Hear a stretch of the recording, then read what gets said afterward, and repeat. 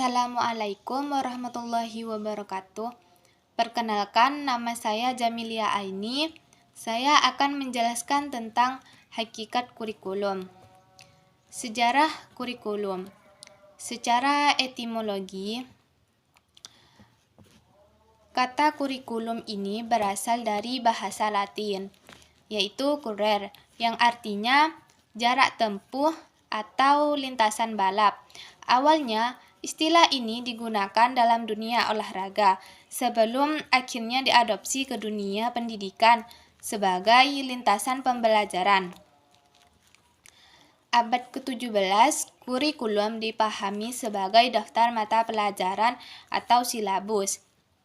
Abad ke-20, menurut Johann Dewey, pada tahun 1916 memperluas makna kurikulum menjadi pengalaman belajar yang dirancang oleh sekolah. Sejarah kurikulum di Indonesia. Sejarah kurikulum di Indonesia telah mengalami beberapa perubahan sejak tahun 1947 hingga saat ini. Pada tahun 1947, rencana pelajaran terurai, dan pada tahun 1968 menekankan pada pembangunan nasional. Pada tahun 1975 sampai 1994 berorientasi pada tujuan dan kompetisi dasar. Pada tahun 2004, kurikulum berbasis kompetisi atau KBK. Dan pada tahun 2006, kurikulum tingkat satuan pendidikan atau KTSP. Pada tahun 2013, kurikulum 2013 atau K13. Pada tahun 2022 sampai sekarang, kurikulum merdeka. Pengertian kurikulum.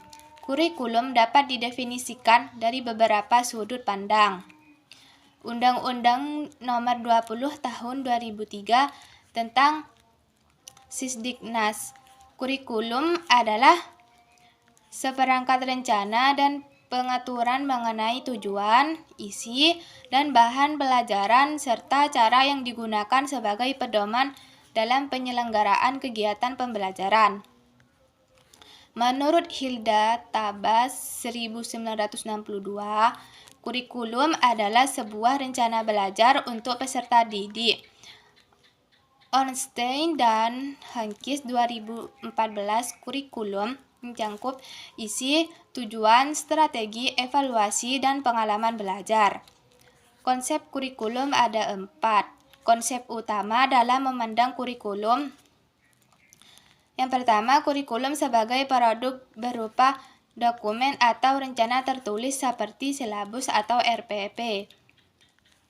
Yang kedua, kurikulum sebagai proses, menekankan pada aktivitas belajar mengajar, yaitu proses transfer ilmu, keterampilan, dan nilai. Dan yang ketiga, kurikulum sebagai pengalaman, mencakup seluruh pengalaman belajar yang didapatkan peserta didik di dalam maupun di luar sekolah. Dan yang keempat, kurikulum sebagai sistem, terdiri dari tujuan, isi, metode, evaluasi, dan interaksi yang terintegrasi dengan sistem pendidikan nasional.